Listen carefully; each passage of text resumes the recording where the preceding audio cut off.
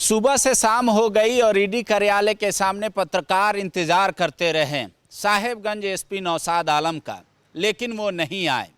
क्या वजह है नहीं आने की और क्या नया डेट उनको मिल गया है आने का, यह हम आपको बताने जा रहे हैं। हमारे साथ हमारे सहयोगी सन्नी सारद हैं। सन्नी, ईडी किस मामले में एसपी नौशाद आलम को बुलाई थी और उनसे क्या क्या सवाल किए जा सकते थे?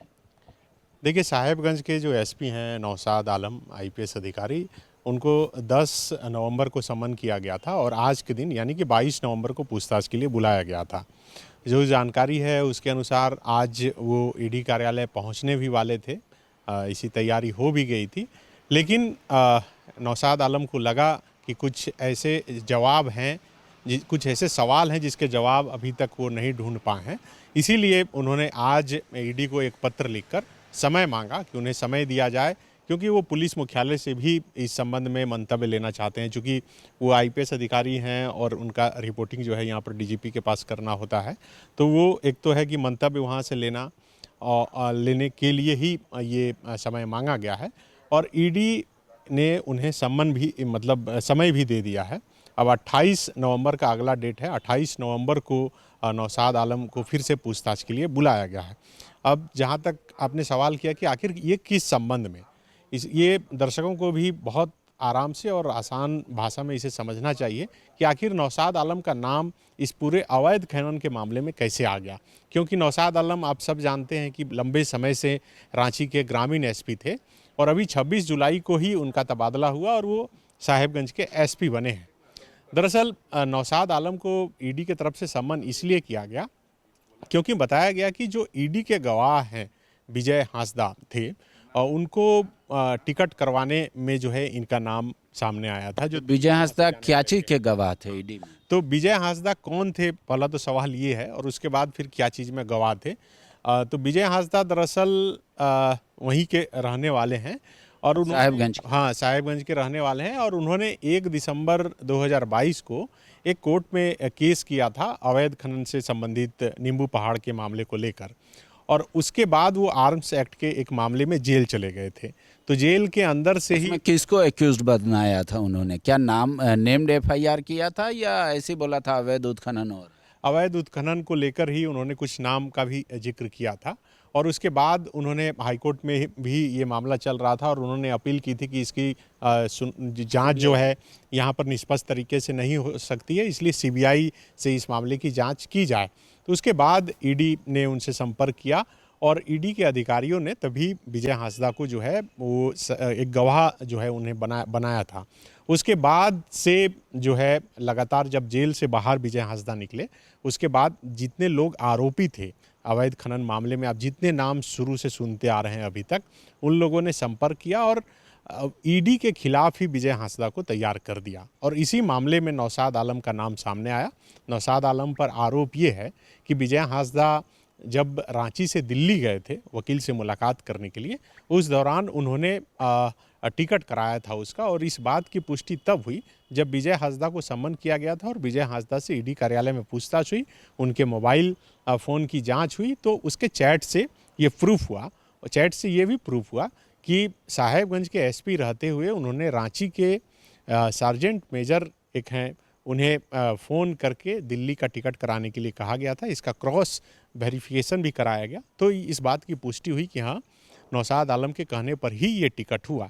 तो ये अब कहीं ना कहीं पुष्टि हो रहा है कि गवाह को जो है बदलने के का काम जो है नौशाद आलम कर रहे थे, ऐसा आरोप लगा है। इस बीच हुआ ये भी कि जो विजय हांसदा थे उन्होंने धुरवा थाना में एक मामला भी दर्ज कराया और ये मामला उन्होंने ईडी के अधिकारियों के खिलाफ ही कराया कि जाति सूचक शब्दों का प्रयोग कराया जा रहा है। तो ये पूरा जो एक कहा जाए कि ईडी के खिलाफ जो स्क्रिप्ट लिखी गई, अब ईडी मानकर चल रही है कि इसके मुख्य आदेश देने वाले में कहीं ना कहीं नौशाद आलम थे, और यही वजह है कि नौशाद आलम को एक सम्मन किया गया था और आज दूसरा सम्मन किया गया है। लेकिन वो तो हाल फिलहाल में रांची से साहेबगंज गए हैं, तो इस तरीके से वो विजय हांसदा से यही सवाल होता कि आप विजय हांसदा को कैसे जानते हैं और क्यों टिकट करा? देखिए, विजय हांसदा को कैसे जानते हैं ये सवाल तो होगा ही, और मुझे नहीं लगता कि कोई भी अधिकारी जो उच्च पद पर है आज के डेट में झारखंड में, वो विजय हांसदा को नहीं जानता हो। वो विजय हांसदा राजमहल के जो सांसद हैं वो नहीं, लेकिन ईडी के जो गवाह बनने के बाद सुर्खियों में आए, और उसके बाद फिर खबरें आई कि विजय हांसदा गायब हो गए। उसके बाद फिर खबरें आई कि विजय हांसदा ने ईडी के अधिकारियों के खिलाफ ही केस कर दिया, तो वो सुर्खियों में थे और हर कोई उन्हें जान रहा था। और जैसा कि मैंने बताया कि जुलाई महीने में ही वो साहिबगंज के एसपी बने हैं। जुलाई महीने के बाद से लेकर अब तक जो हम लोग बात कर रहे हैं, आज 22 नवंबर है, इस बीच ही ये पूरा घटनाक्रम हुआ है और इसी में नौशाद आलम की संलिप्तता है और यही वजह है कि ईडी उन्हें दूसरा सम्मान आज मतलब प्रत्यक्ष तौर पे नहीं, बस वो विजय हांसदा का टिकट कराने के संबंध में ये मामला है। शुरुआती जांच तो इसी से होगी, उसके बाद अब जब जाएंगे वहाँ, अब जाएंगे तो हो सकता है कि फ़ोन की भी जांच हो, बहुत सी बातें निकलेगी, अब क्या कुछ पूछताछ होगी ये तो कहना बड़ा मुश्किल है।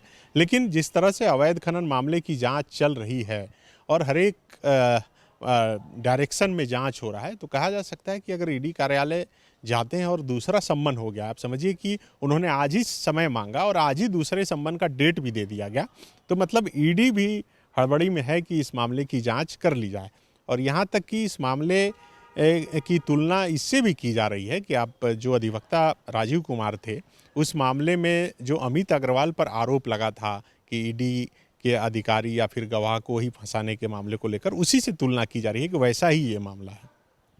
शुक्रिया। तो समझ लीजिए एक व्यक्ति पहले खड़ा होकर कहता है कि यहाँ अवैध उत्खनन हो रहा है, उसके बाद वो जेल चला जाता है, जेल से बाहर निकलने के बाद कहता है कि मैंने दबाव में वो केस किया था इसलिए वापस लेना की इच्छा जताते हैं।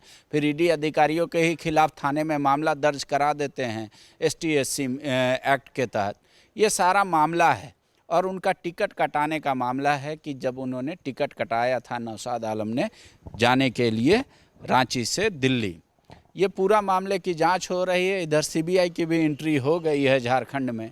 CBI भी मामले की कुछ मामलों की जांच करेगी। अब तो क्या पूजा के बाद ये माना जाए कि ईडी और CBI और अपना जांच तेज कर देगी, या सरकार के पास भी कुछ रहेगा कहने के लिए, या जो जिन अधिकारियों का नाम आ रहा है उनके पास बताने को क्या रहेगा? जैसे जैसे सवाल आएंगे वैसे वैसे आप तक जवाब भी मिलेगा। 28 तारीख को उनको नया 28 तारीख को वो आते हैं ईडी कार्यालय या नहीं आते हैं, वो आपको हम 28 तारीख को बताएंगे। शुक्रिया। TheFollowUp.in.